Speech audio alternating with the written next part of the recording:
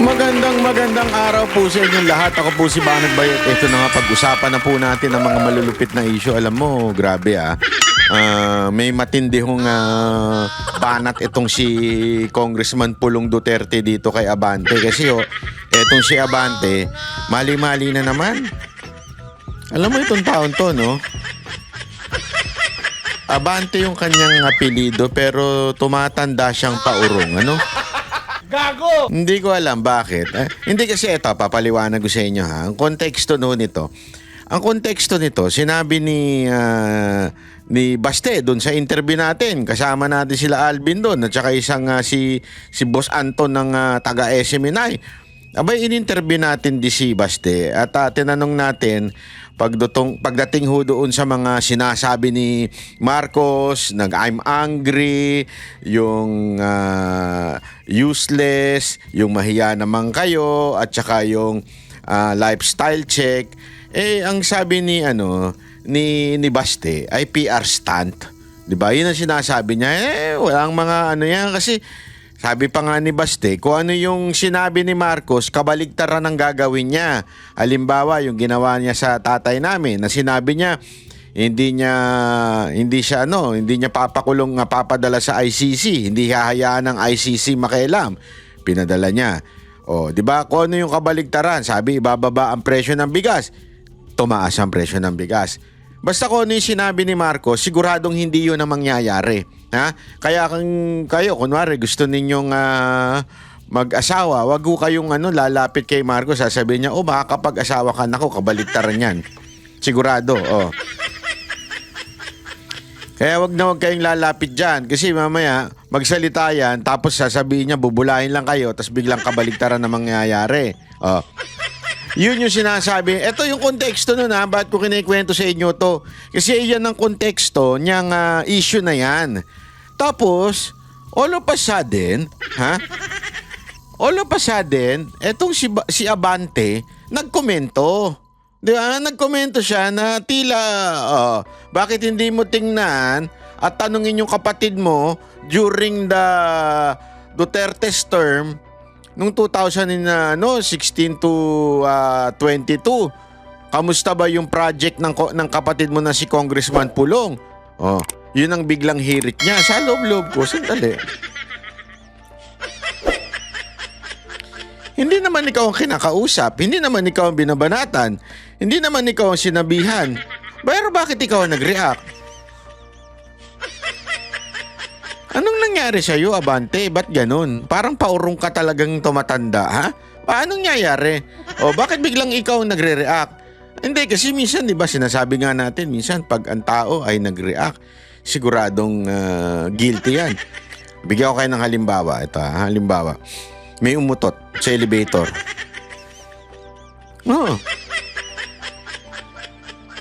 Tapos, bigla mong sinabi, sino yung umutot? Sino yung umutot? Ha? Mumami na yung umutot. Alam mo, eto bibigyan ko kayo sikreto, kung sino talaga ang umutot, hindi yung magsasabing, yung unang sasagot na, hindi ako hindi ganon.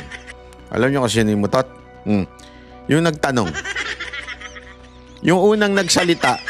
Bakit? Wala pang nakakaamoy, ikaw pa lang Siyempre, pumasok sa damit mo yun hanggang sa kaloob-looban mo hanggang naamoy mo na. No? Ikaw pa lang nakakaamoy, tapos bigla ka na kagad nag-react. Di obvious na obvious. Yung sinasabi natin Kaya nga tinatanong natin kay Abante, bakit ikaw unang nag-react? Sa sinabi ni Baste. Hindi ko maintindihan bakit ka pumiyoko. Ito panoorin natin ito ito yung reaction ni Abante. Mayor Baste po. Mayor Baste. Ang sabi po niya, PR stunt lang po yung... PR stunt lang. Yes. Ako, ang suggestion ko, PR stunt lang. Actually, tinutukoy niya dito sila Marcos yung mga ginagawa ni Marcos. Hindi ko maintindihan bakit nag-react ka ng ganito. Ito. Mayor Baste, tanungin niya yung kanyang kapatid na congressman. Magkano ba ang pondong nakuha ni Congressman Pulong nung congressman siya nung panahon ng kanyang father? Magkano po yung nakuha? I-reveal niya kung magkano, kung saan ginamit. Hinamon mo. Okay. Hinamon mo. Baka kala mo hindi sasagot. Ang problema sa inyo eh. Kasi alam mo, ito yan eh. May nasilip si Yorme. May nasilip si Yorme na 14 billion na ginamit sa flood control ng mga kongresista ng Maynila. Hindi ko alam kung si Abante ba ay nasaktan doon kaya bigla siyang nag-react kahit ang tanong hindi naman kahit ang statement ay hindi naman nakadirect sa kanya. Nasaktan ka ba doon sa sinabi ni Yorme? Bakit mo binaling sa mga Duterte? Tingnan natin Kung saan ginamit ang puntong yan. Kung paano ginamit yan. Kung ilang bilyon ang napunta sa flood control project. At kung bakit malaki pa ang baha at Davao. Kinakailangan tanungin niya yung kanyang kapatid yan. Kung talagang PR stunt to. Malaki daw ang baha pa rin sa Davao. Ay nako, Abante, hindi ko talaga na-gets kung paano ka naging pastor. Honestly hindi ko mag-gets kasi supposedly ang mga pastor madunong yan magaling yan malupitan po yan pag hindi po ako nagbibiro. Magaling po yan supposedly. Hindi ko alam kung ano nangyari sa'yo. Eto lang para sa kaalaman mo, yung flood control na tinatawag, yung project na yan, napaka-obvious naman. Kaya nga may salitang control. Wala pong sinabing flood prevention. Kasi kahit saan kang pumunta ng mundo, even the first class country, kahit nga sa China, yung mga magagandang lugar doon, sa Japan, kahit saang bansa ka, basta matinding ulan, babaha, matik yan. Kaya nga hindi mo pwedeng sabihin na flood prevention. Okay? Pero nagkakatalo yan sa bilis ng alis ng flood. Ibig sabihin yung pagwala ng flood doon nagkakatalo yan. Paghupa ng tubig, diyan nagkakatalo. Diyan pumapasok yung flood control. Ibig sabihin, di ba? Para bagang naligo ka, halimbawa dito sa hotel ko, clog yung shower. Medyo clog siya. Ewan ko, siguro ang daming buhok dito na sino ba natulog dito bago ako? Clog yung pero mabilis naman siyang humupa yung tubig doon sa paliguan. Bakit? Siguro may flood control dito. Di ba? Yun ang ibig sabihin ng flood control, Abante. Hindi ibig sabihin hindi na babaha. Babaha at babaha pa rin pero mabilis nawawala.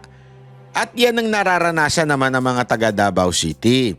Babaha pero in less than 30 minutes mawawala na. Kahit itanong mo sa mga taga Davao City. Hindi katulad sa Maynila. Umulan ng umaga, kinabukasan, medyo meron pa konti. Bumagyo ngayon, kinabukasan meron pa rin kahit papaano. Iba kasi yun yung sinasabing bakit tila hindi gumagana ang flood control sa Maynila. Pero sa Davao City, bumabagyo, bumabaha pero nawawala kagad. Yun ang ibig sabihin nun, Mr. Rabante. Ano na nangyari sa'yo? By the way, sabi ni Pulong, hindi pala dapat ito tawaging congressman. Bakit? Kasi pag sinabi mong congressman ka, ikaw ay representante ng iyong lugar o yung distrito. Alam naman natin si Abante, hindi nanalo. Ayan po ay fact. That's a factual. Hindi po siya nanalo. Bakit siya naging congressman? Yung kanyang kaibigan, hindi ko alam kung kaibigan niya yun, pero feeling ko kaibigan niya yun. Yung congressman na kalaban niya. Hindi, syempre magkakaibigan naman yan di ba?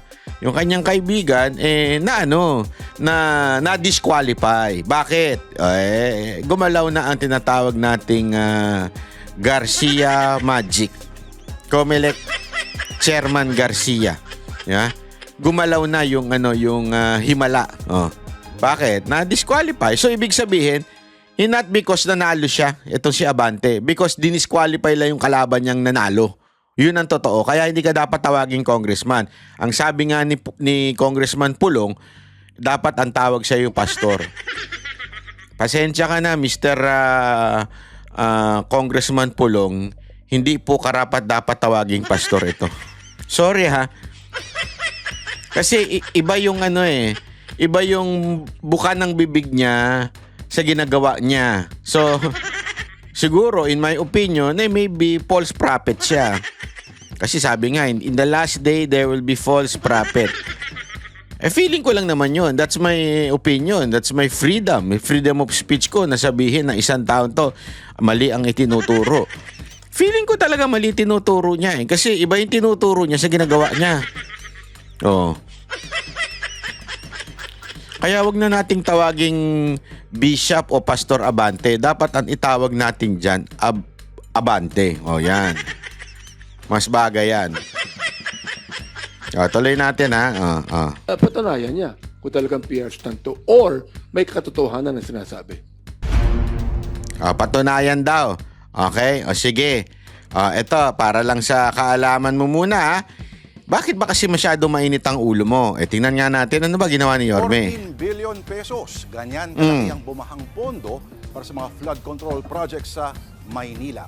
Naku po, patay tayo dyan. Wala palang permit mula sa lokal na pamahalaan. Naku, ang mga patay tayo proyekto dyan. ito. Nasa frontline na balitang yan, si Camille Samonte. Mula 2022 hanggang ngayong taon, higit 200 flood control projects ang itinayo sa lungsod ng Maynila.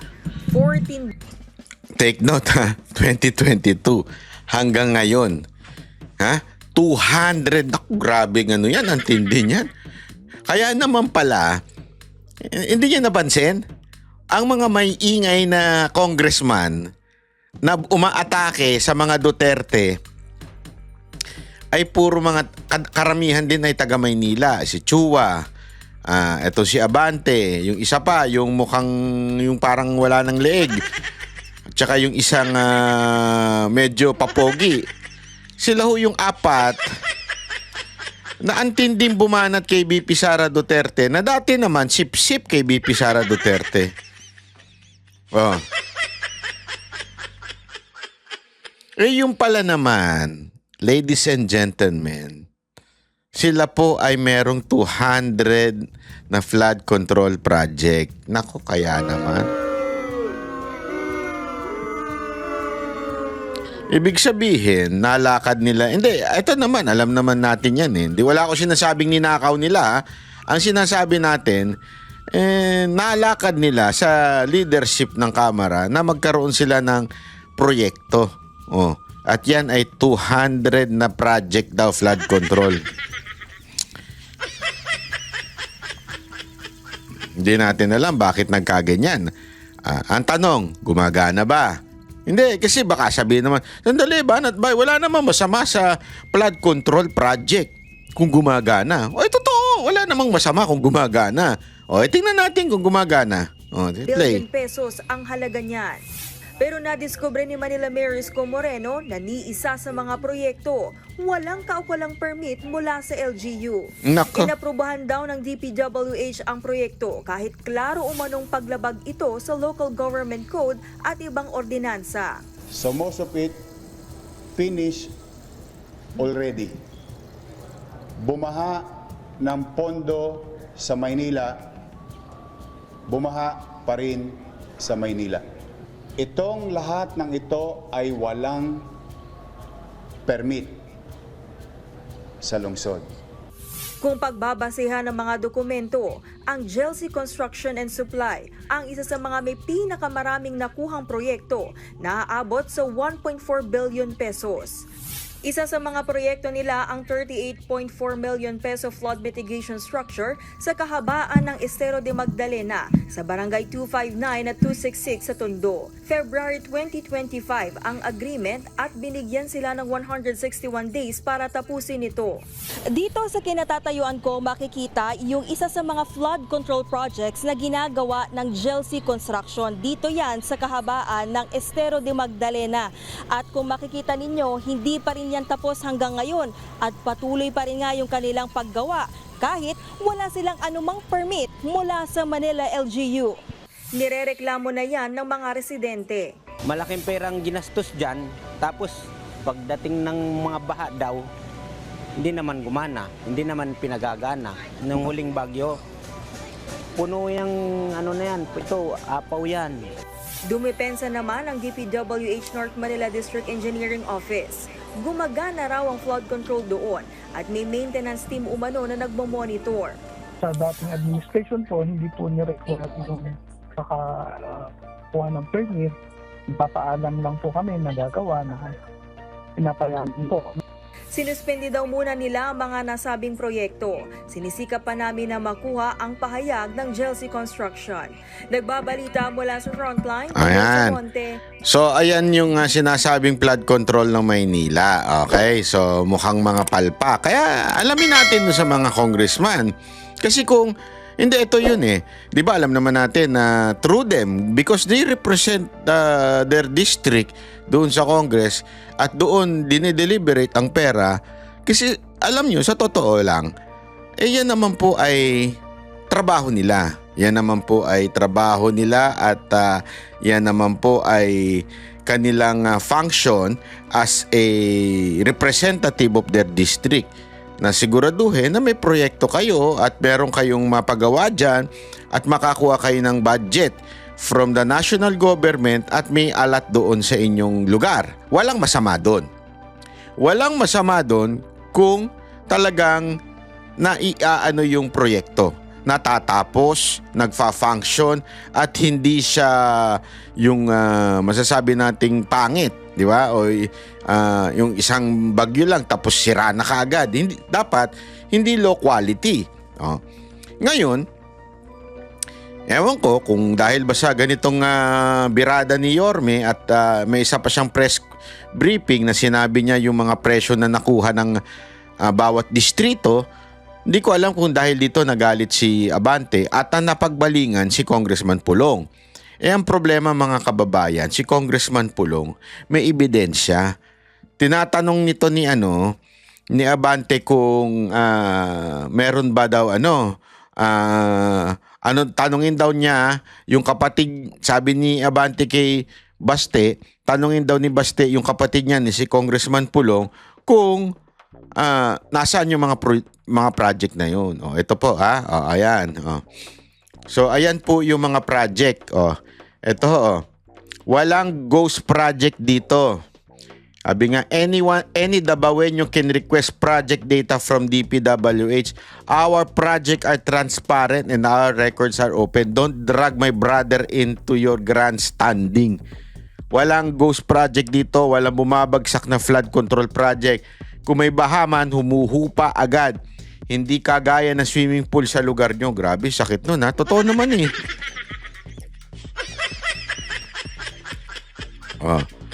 Eto pa ha. Eto, dito, hindi na pinahirapan ng tao. Inilabas niya na mismo. Ayan.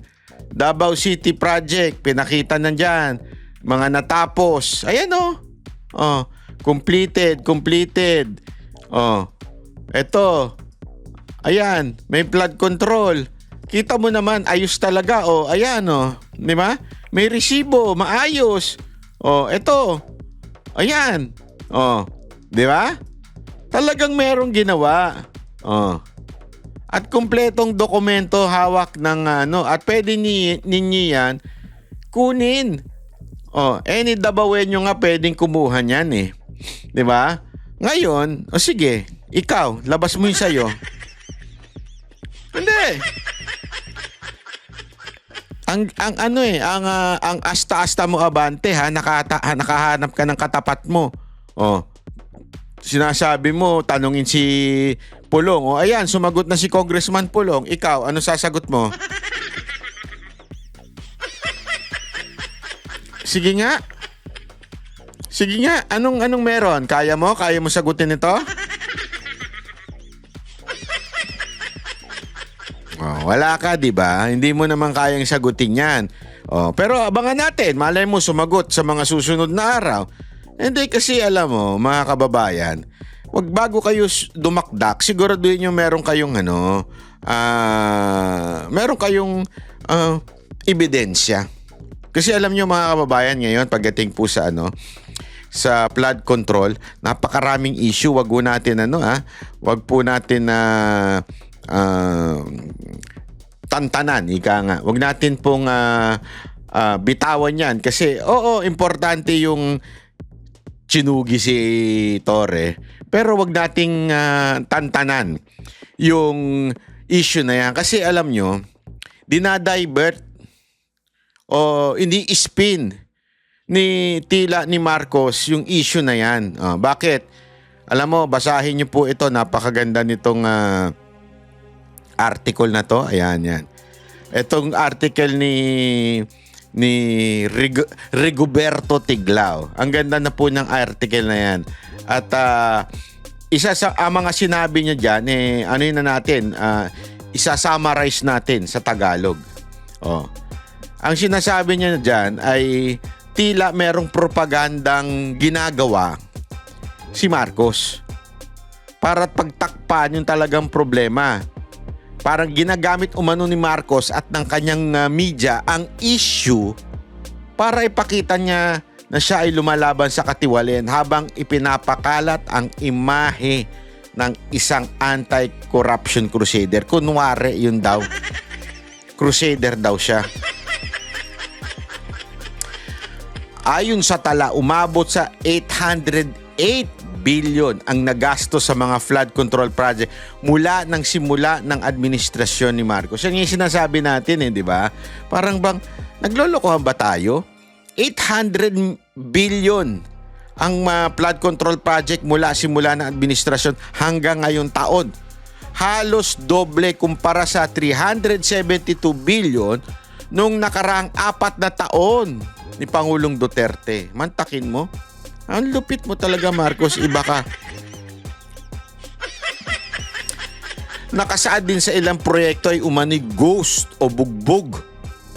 Sariling proyekto, walang aktual na ginawa at may kontratista, ito malupit, na malapit sa Partido Federal ng Pilipinas na partido ni Marcos. Naku po. Sino yun? Walang iba kung hindi si Sara Diskaya, isang kilalang kontratista na magmay-ari ng 40 luxury cars. Baka naman. Biro lang At kabilang sa pinaka malaking kontratista. Ano ba ang kinaugnayan ni Sara Diskaya dun sa federal? Pag i-google ninyo, lumalabas na yung asawa niya ay sumanib sa Partido Federal. Naku po, malupit talaga. Ewan ko kung totoo yan, Sinasabi lang dito yan, ayon sa tala, at ito pa pala, nabanggit din. Eto si Elizalde. Naku po, patay tayo dyan. Na naman yung pangalan. Hindi na nawala yung pangalan na yun, Malapit kay House Speaker Romualdez ay may kaugnayan sa Sunwest Construction. Naku po. Again, I am just reading the article of Roberto Tiglao. Ibig sabihin, siya po nagsabi nito. O mga abogado dyan. Nandyan na naman kayo, nakabantay. Masamang halimbawa rin ng isang proyekto sa Cannon Road. Di ba alam niyo yung Cannon Road? Pagpakit kayo ng Baguio, sa kanan yun Cannon. Cannon Road, anak ng lebe. Ay nako, joke lang. Gago! Cannon, kaliwa isa, di ba? Cannon, kaliwa. Yun. Gago! Ayon kay Marcos, walang silbing pagpapatayo dito imbes na makaiwas sa rockfall. Ang kontraktor ay itinalaga na dating itinatagalog ng dating kongresistang Francis Cuyo na kabilang din sa Partido Federal. Gago! Ang gulo nito Ibig sabihin, yung dating kongresista na may pasimuno nung di umanong proyekto, siguro ito, ewan ko kung ito yung rock netting na sinasabi, na umabot ng 260 million, na isa rin Partido Federal. Ang Partido Federal po kasi yan po ang tawag dito, partido ni Marcos. Oh. Ayon din kay Tiglao, ang postura ni Marcos na parang bumabagsak sa mga kontraktor ay katulad ng isang general na nagpapatay sa mga sundalo pero pagkatapos ay giniit na inosente siya at nangakong imbestigahan ng issue. Ganun daw ang sabi ni Tiglao.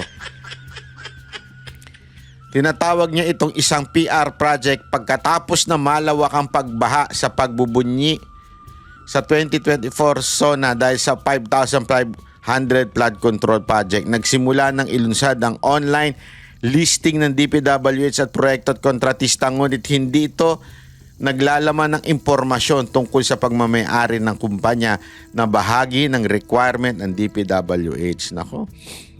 Grabe, alam nyo, basahin nyo po ito. Napakahaba at actually may suggestion pa nga si dito si Tiglao na maaring gawin ni Pangulo para tanggalin si Secretary Bunuan, i-active ang investigation body tulad ng NBI para tuklasin ang ghost project, iutos sa BIR na imbestigahan na tax liability ng mga kontratista, magtatag ng isang task force via executive order. Alam mo, kaya tama yung sinasabi ni ni Mayor Baste na ito ay isang PR stunt lang.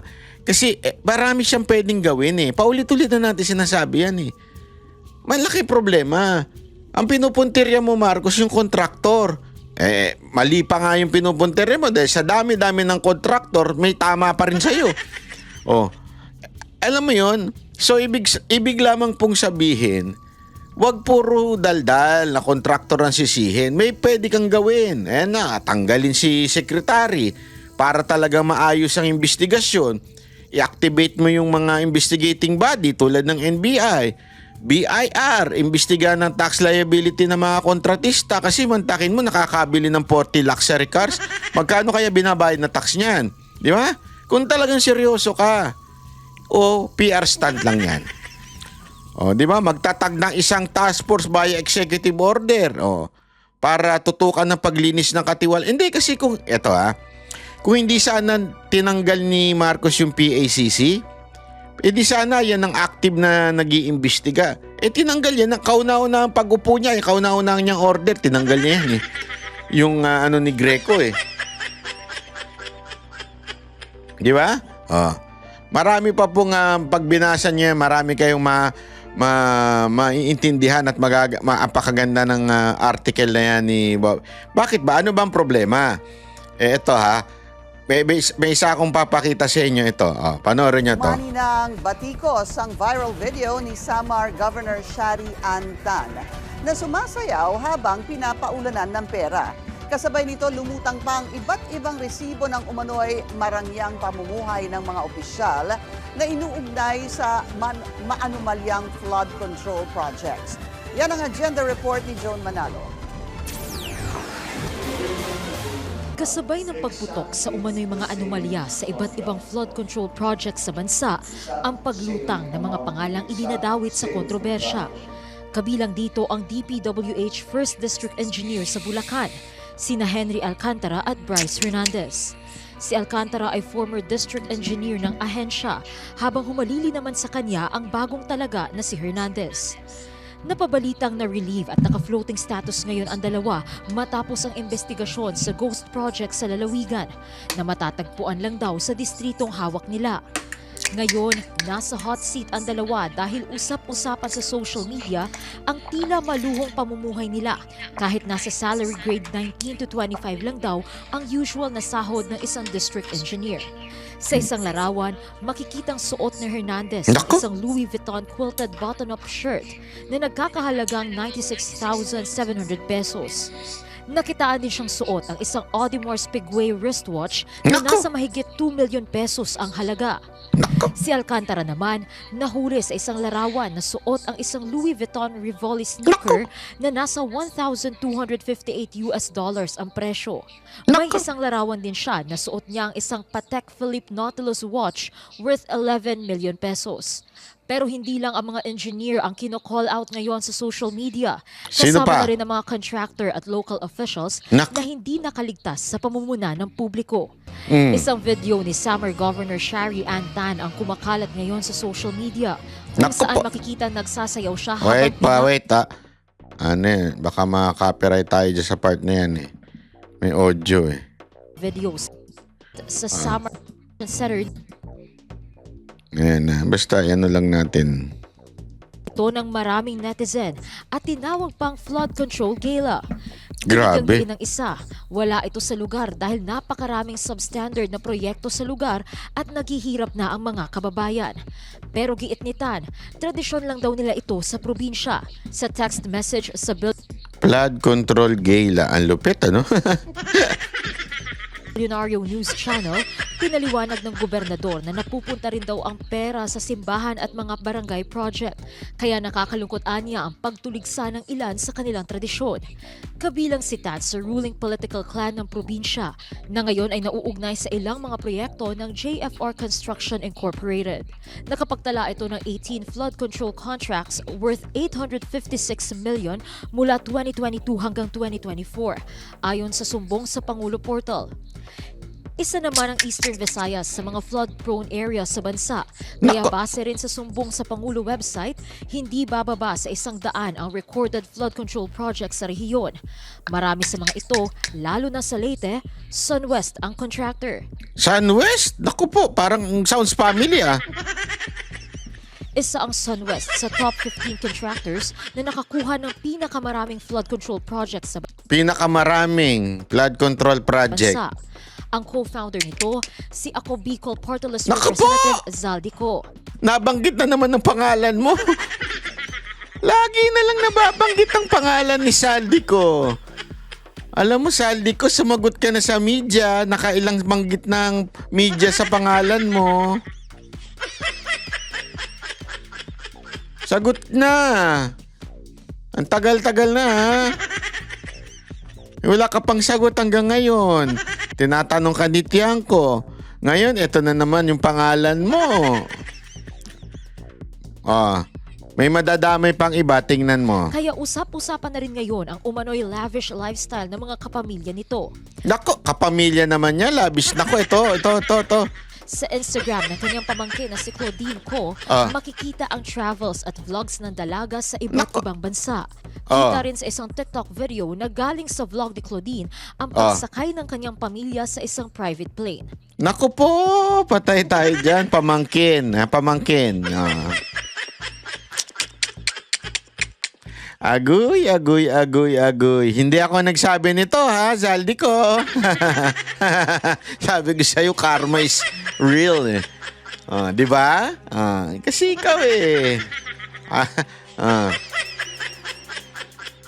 Bukod pa sa Sunwest, hawak din ng pamilya Ko ang isang aircraft leasing business at nakapagtala rin sila ng 5 billion peso capital. Pati ba naman yun? Lahat na lang talaga, ha? Lagi na lang nababanggit pangalan mo. Bakit gayon? Ikaw din daw, kayo din daw, kamag-anak mo din daw to. Pagmamay-ari naman ng kapatid ni Zaldi Ko na si Christopher Ko ang High Tone Construction and Development Corp. Kapatid naman ngayon. Kanina ka... Anak ng wewe talaga. Anak ka ng wewe, Nakasama rin sa top 15 contractors na isiniwalat ni Pangulong Ferdinand Marcos Jr. Para sa agenda, Joan Ay, nako. Eto, hindi ko alam kasi. Dito kasi merong isang balita na nakablur at hindi binanggit. Pero mga anak at kamag-anak ng mga contractor. Eto ngayon, alam nyo, sa mga trending ngayon to sa social media, sa TikTok trending.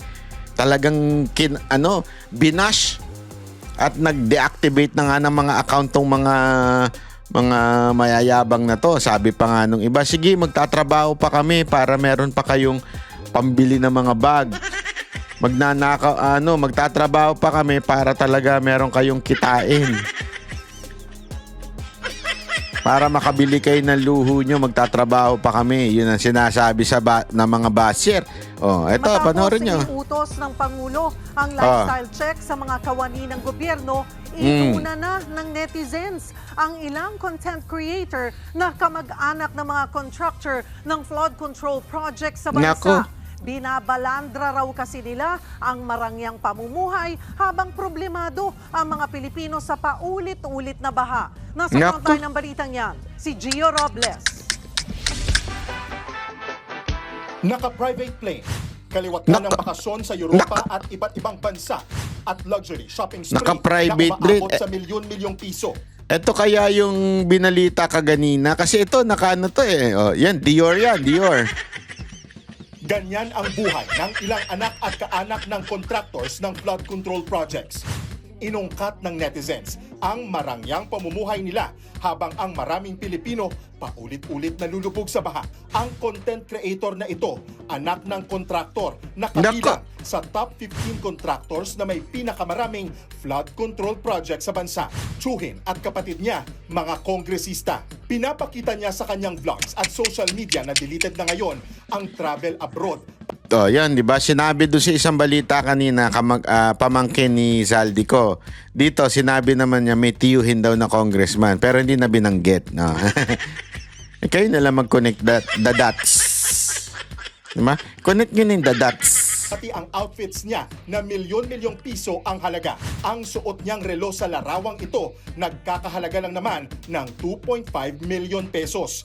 Ang Grabe. pambag, 2.3 million pesos. Grabe. Pati boyfriend ng naturang content creator na yan, may connection din sa kontraktor ng O pati yung boyfriend may connection sa contractor. Grabe.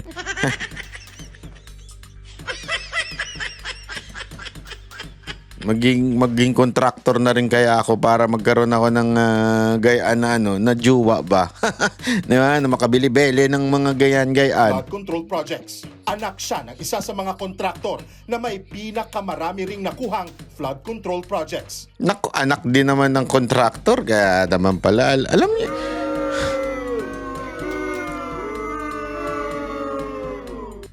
proud kayo niyan. Hindi, sa totoo lang proud kayo na hindi niya kasi ako, hindi pa ako nakadanas ng ganyan eh. Yung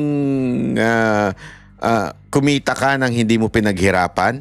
Hindi pa ako nakadanas ng ganyan. Lahat ng negosyo ko, pinaghirapan ko talaga. Talagang hindi ka matutulog. Minsan na maistorbo ka sa habang natutulog ka naman. Talagang pinaghirapan. Hindi ko pa naramdaman yung ganyan. Yung hindi mo pinaghirapan tapos ginagastos mo, di umano.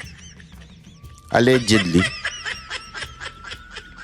Kasi yan ang parang sinasabi ng balita na ito eh. Oh, di ba?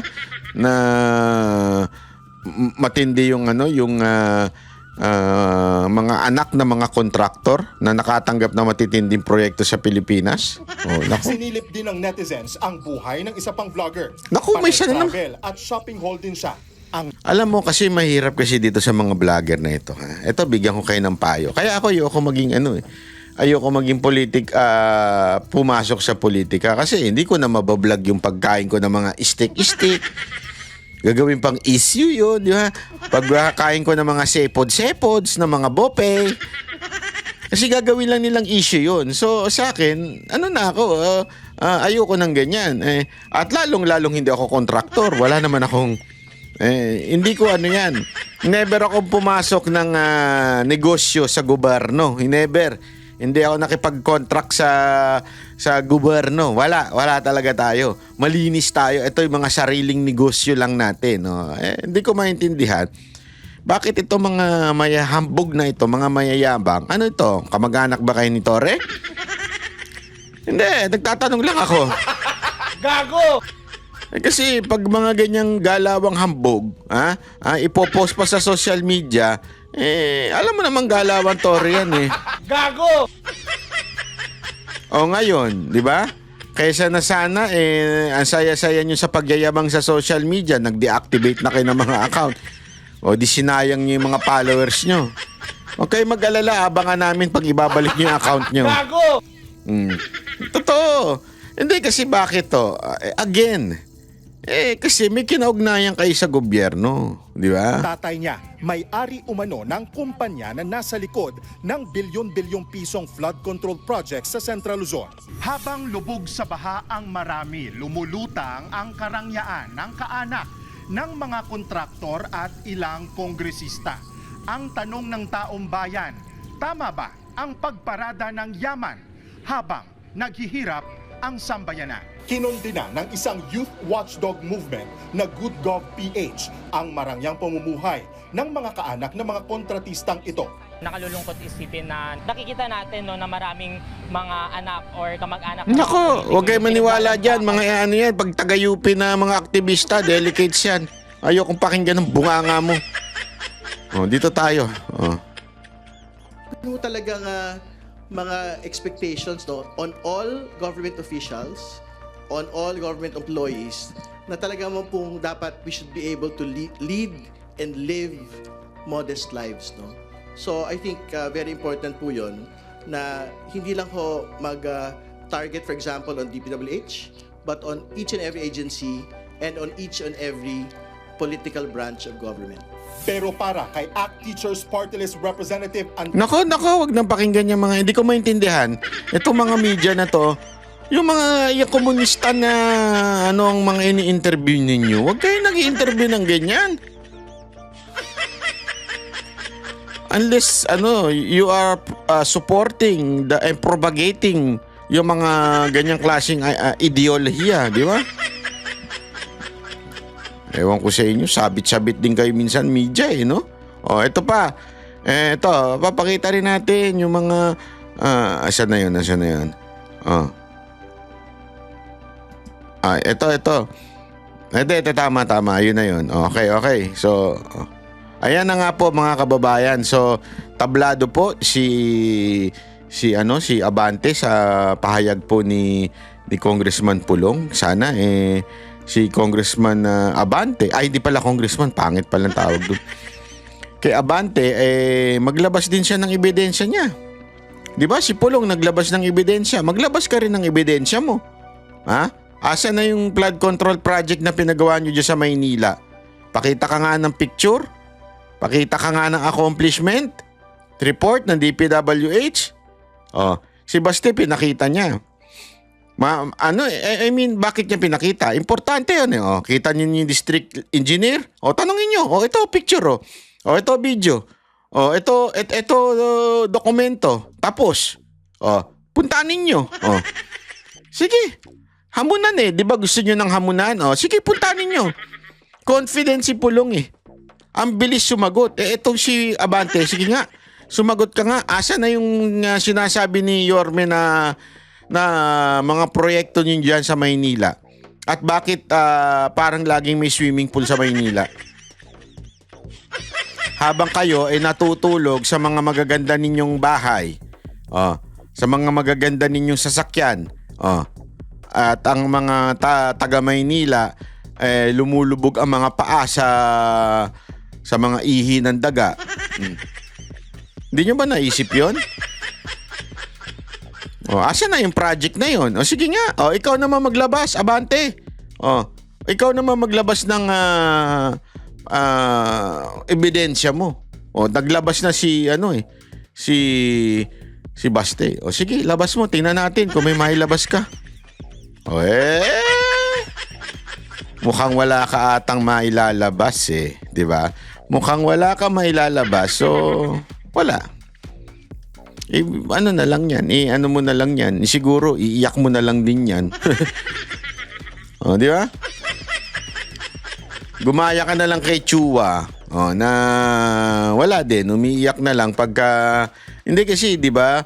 Parang si Chua, sinasabi niya, kahul daw ng kahul si Yorme. Pero in reality, halatang halata naman na siya ang apektado. Ikaw, Abante, baka apektado ko rin sa mga nangyayari. Kasi una-una, ikaw ang unang pumiyok. Hindi naman ikaw tinutukoy ni Baste. Tapos eto ngayon, naglabas ng ebidensya si Pulong. Ikaw kaya maglalabas ng ebidensya? Alamin natin yan sa mga susunod na araw. Okay, maraming salamat po.